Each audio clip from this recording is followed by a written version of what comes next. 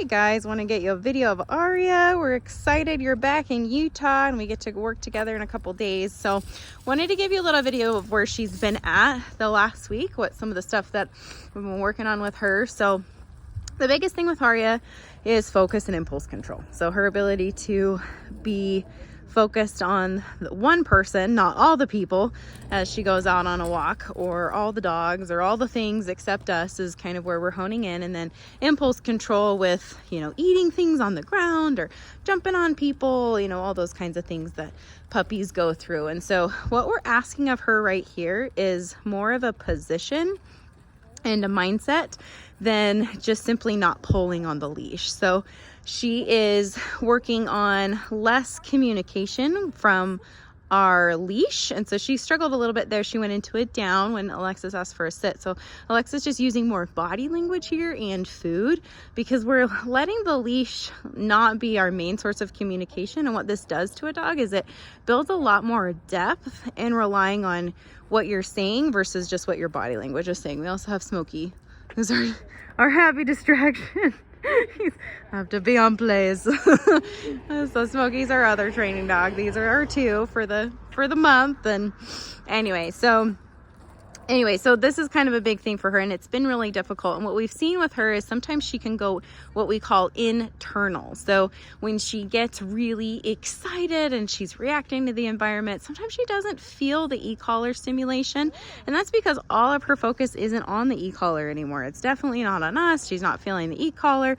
And so we've been playing with different ways to help her through that, because a lot of people, what they'll do is they'll just simply turn the dog up. But that does, just because you grow in levels doesn't mean you grow in understanding. And so sometimes there's a time where we need to turn it up to match the excitement levels, but we're talking like, a small range. We don't want, if we're growing in huge level increases, then we're not teaching the dog anymore. We're just kind of hoping and praying that if we turn it up and we crank it up, they have all of a sudden this magical understanding, and that's not how learning works. And so we've been playing with different ways we're using the e-collar. Sometimes we hold it down, sometimes we tap. Alexis, I hear you big kind of tapping a little bit here and there as Alexis moves away, and Aria is not following and kind of velcroing to the leg like we're asking her to for that position.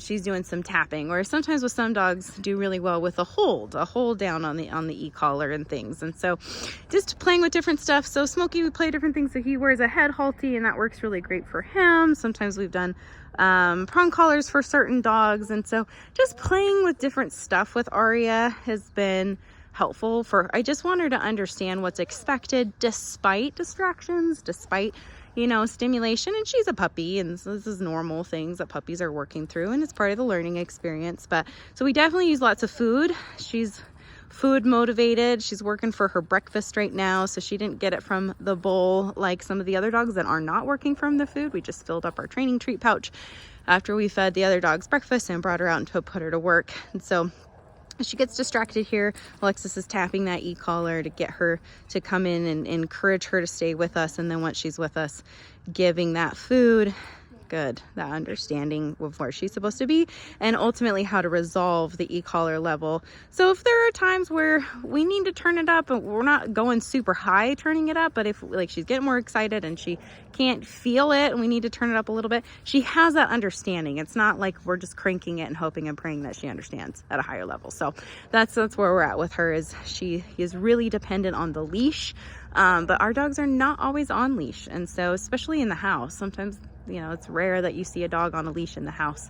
And so we're trying to work her past some of these dependencies she has on this tethering process, which is normal for being a puppy and being tethered to us. So it helps a lot. So far, she's been really great. 0 potty accidents, knock on wood. But I've been pretty on top of where she is, putting her in the crate when we leave, and keeping her on play. So we haven't used the puppy playpen with her like she's been doing at home. We've been using something like this in the house, a place bed, where she can go and hang out if I may need to divert my attention somewhere else. But still don't necessarily want to put her in the crate, and I want her to be out and practice some impulse control. So all good things. Good girl. That's a good down.